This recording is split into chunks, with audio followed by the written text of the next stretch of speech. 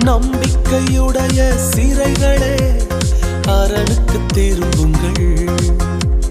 இரட்டிப்பானதை தருகிறார், இன்றைக்கு திரும்புங்கள். நம்பிக்கையுடைய சிறைகளே அரணுக்கு திரும்புங்கள். இரட்டிப்பானதை